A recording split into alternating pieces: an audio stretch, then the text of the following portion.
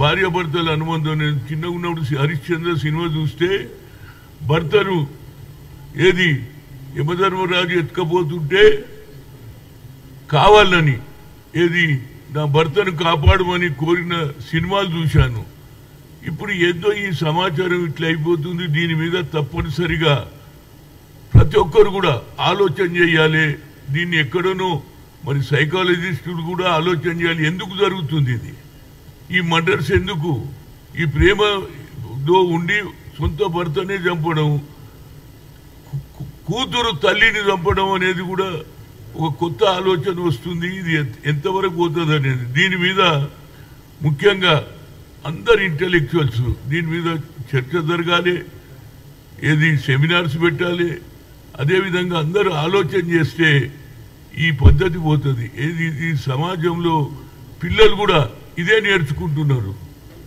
పిల్లల ముందు భర్తను చంపడం ఇవన్నీ చూస్తుంటే ఏది పాతకాలంలోనే నయం ఉండే, కొత్త కాలంలో వచ్చినాక తల్లి రెస్పెక్ట్ లేదు, భర్త రెస్పెక్ట్ లేదు, భార్య రెస్పెక్ట్ లేదు, పిల్లల రెస్పెక్ట్ లేదు అనేది సమాజంలో ప్రతి ఒక్కరు కూడా ఆలోచన చేయాలండి.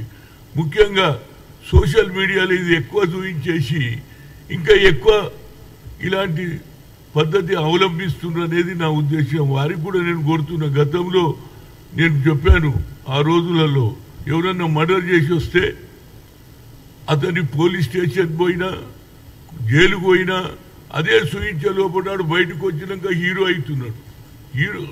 ఈ హీరోయిజం గురించి కొద్దిగా అందరు కూడా ఆలోచన చేయాలండి. అదేవిధంగా నేను మన సాఫ్ట్వేర్లో కో లివింగ్ స్పేసెస్ అని పెట్టిందంటే, కో లివింగ్ అంటే ఇద్దరు అమ్మాయి ఉండొచ్చు అబ్బాయి ఉండొచ్చు ఒకే రూమ్లో ఉండాలంటే ఇది ఎక్కడ న్యాయం అండి? దీని మీద మా ఎవరు మినిస్టర్ ఉన్నాడు కదా శ్రీధర్ బాబు, ఆయన సాఫ్ట్వేర్ మినిస్టర్ కాబట్టి దీని మీద ఆలోచన చేయాలి. ఇవాళ స్కూలు కూడా కాలేజీలలో కూడా ముఖ్యంగా హాస్టళ్లలో లేడీస్ హాస్టల్ వేరుంటుంది, మగవాళ్ళ హాస్టల్ వేరుంటుంది. కానీ ఇది కో లివింగ్ స్పేసెస్ అని పెట్టేసిందండి. ముఖ్యంగా ఏది మన సాఫ్ట్వేర్ ఇండస్ట్రీ ఉన్నటువంటి ఏదైతే ఏరియాలు ఉన్నాయో గోపనపల్లి కానీ అన్ని ఏరియాలలో ఇది స్పేస్ పెట్టి ఆడపిల్ల మగపిల్ల ఒకే రూమ్లో ఉంటారట. ఇది ఎక్కడ న్యాయం అండి? దీని మీద కొద్దిగా ప్రభుత్వం ఆలోచన చేయాలి. ఈ సిస్టమ్ బాగలేదు. ఇప్పటికే ఇన్ని అన్యాయాలు జరుగుతుంటే ఆడపిల్ల రూములో మగపిల్లాడు ఇద్దరే ఉంటే ఏ పరిస్థితి వస్తుందో చెప్పండి. దీన్ని కూడా ప్రభుత్వం ఆలోచన చేయాలి. ఈ విధంగా చేయకపోతే ఇవే జరుగుతూనే ఉంటాయి అంటున్నా. నేను సోషల్ మీడియాకు నేను రిక్వెస్ట్ చేస్తున్నా, ఇలాంటి సంఘటనలు తక్కువ చూపించురా బాబు. ఎంతమంది ప్రాణాలు పోతున్నాయి చెప్పండి. ఈ సిస్టమ్ ఏంది?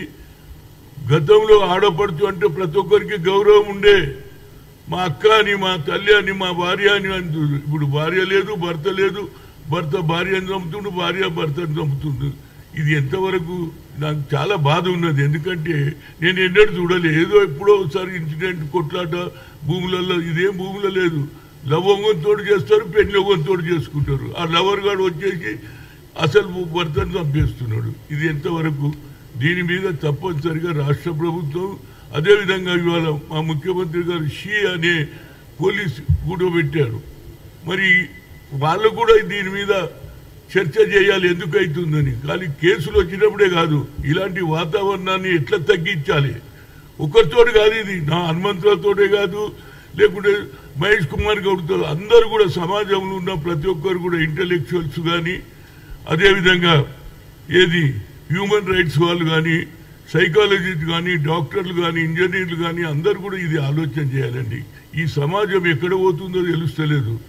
హైటెక్ చదువు వచ్చిన తర్వాత ఏం చదువు రానప్పుడు ఏది భారతదేశం స్వాతంత్ర 18th సెంచరీలో సమాజం గురించి కొట్లాడిండ్రు ఆలుమొగలు.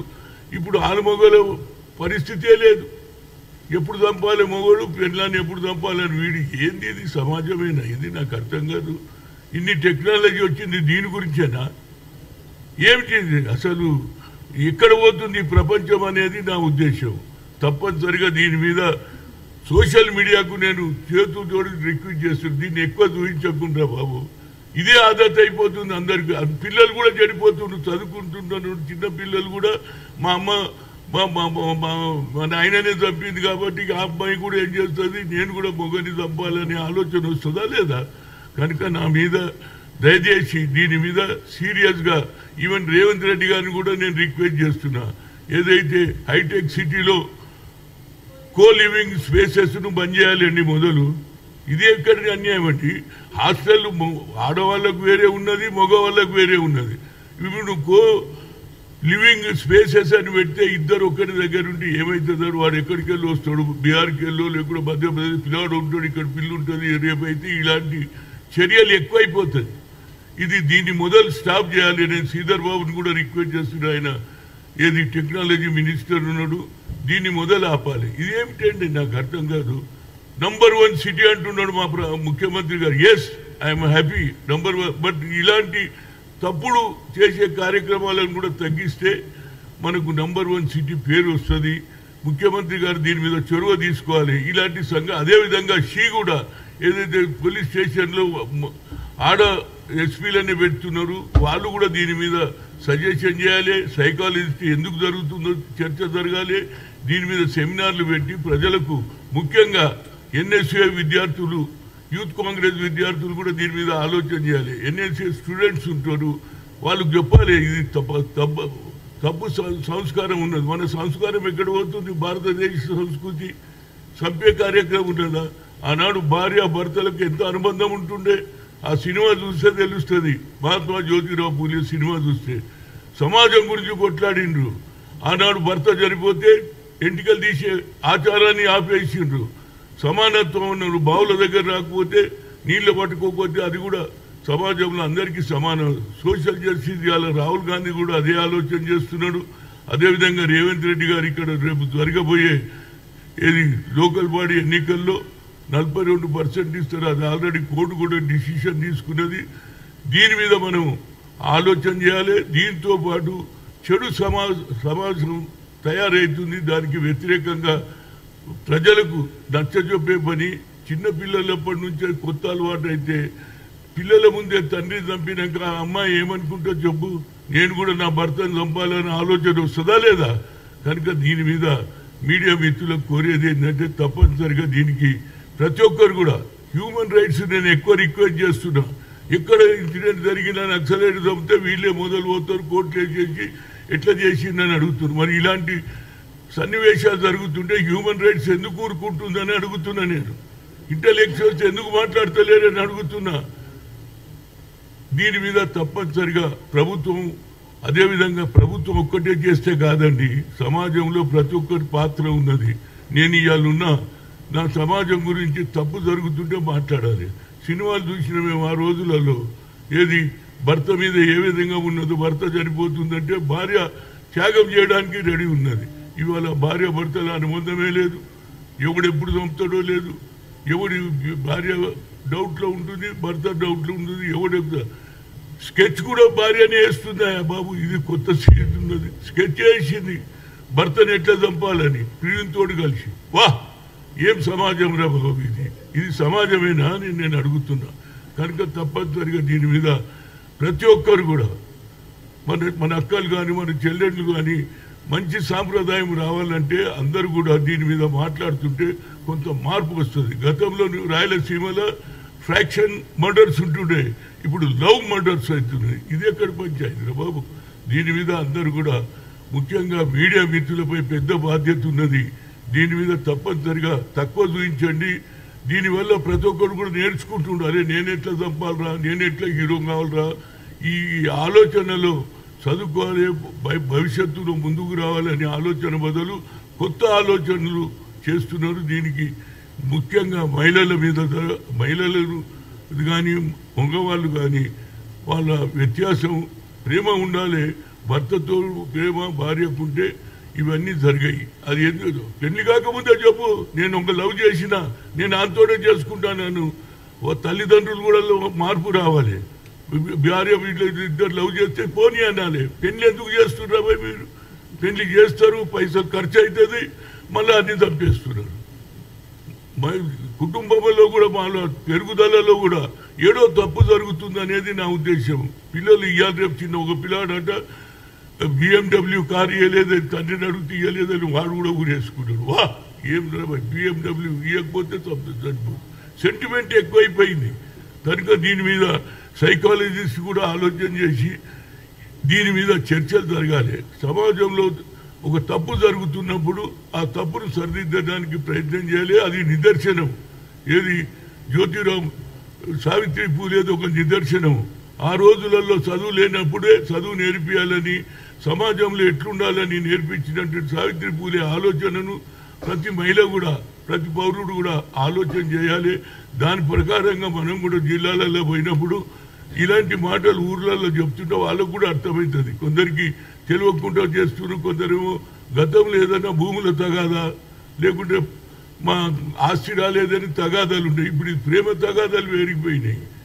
ఎందుకు చంపుతున్నారా బాబు? నాకు పెళ్లి చేస్తే yes I will go with lover అని చెప్పు, నేను చేసుకుంటా అని చెప్పు.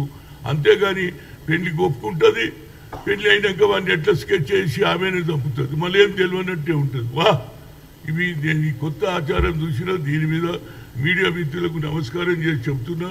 తప్పనిసరిగా సోషల్ మీడియాలో దీన్ని తక్కువ సూచించండి. ఇలాంటి ఆచారం మనది కాదు. భారతదేశ సంస్కృతి తరతరాల నుంచి భార్యాభర్తల అనుబంధం, తల్లి మీద అనుబంధం, తమ్ముని మీద అనుబంధం, చెల్లెల మీద అనుబంధం, ఈ అనుబంధాలే పోతున్నాయి. దీని మీద ఒక సీనియర్ కాంగ్రెస్ నాయకుడిగా నేను ఈ పేపర్లు చూసిన తర్వాత బాధ అవుతుంది. రోజు ఒక కేసు అవుతుంది. ఎక్కడ చూడిదే ఆయన చంపింది ఇది చంపి ఏంటంటే భర్తను చంపేసింది, తల్లి బిడ్డ తలుపు పెట్టి లోపల చంపించింది. చెల్లెలు వస్తే లేదు లేదు నువ్వు అక్కడికి పో అని చెప్పింది. తను సొంత చెల్లెలు వస్తే నువ్వు పక్కింటికి పో అన్నది. ఇంతకంటే అన్యాయం ఏమున్నదా? కనుక దయచేసి దీని మీద ఆపడానికి సెమినార్లు పెట్టండి. దీని మీద చర్చ కూడా జరగాలి.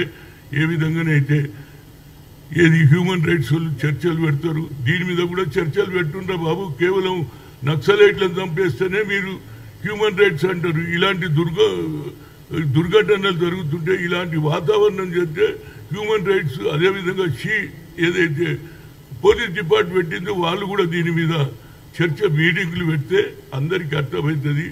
ఇలాంటి వాతావరణం తగ్గించే సమాజం బాగుంటుంది అనేది నా ఉద్దేశం. Thank you. ఏమి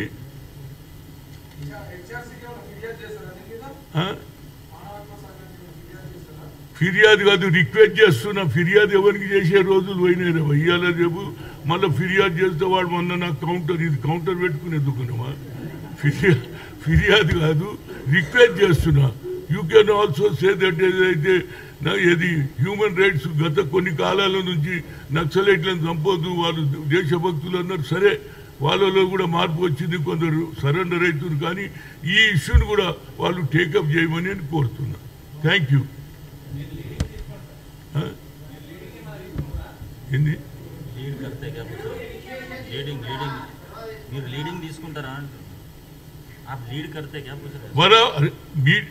ప్రెస్ కాన్ఫరెన్స్ పెట్టినాక నేను ఇడుస్తాను పోయేదని ఉంటే దాని వెంబడే ఉంటాను. నేను అందరి లెక్క సగం ఇడువా. నేను నిన్న కూడా మీటింగ్లో చెప్పిన రాహుల్ గాంధీ గారు ఏదైతే ఖమ్మంలో అన్నాడు, ఏమన్నాడు? ఇందిరాగాంధీ దియే సో జమీన్ బి సర్మాయిదారు లియే అన్నాడు. నేను దాని గురించి 4 గంటల నుంచి కొట్లాడుతున్నా. 96 ఎకరాలు ఇచ్చింది 10 మంది రైతులకు. 2 చనిపోతే దొంగ సంతకాలు పెట్టి మళ్ళీ దొర చేతిలో పోయింది. దాన్ని ఒక్కొక్క విల్ల 4 కోట్లకు అమ్ముతుంటే కడుపు కాలుతుందా లేదా? కనుక రాహుల్ గాంధీ ఏదైతే సందేశంతో న్యాయకి లడాయి, मेरा भी न्याय की लड़ाई है. हाँ, अन्याय होता बराबर लड़ते रहूंगा, न्याय दिलाते रहूंगा. Thank you. Please subscribe .news.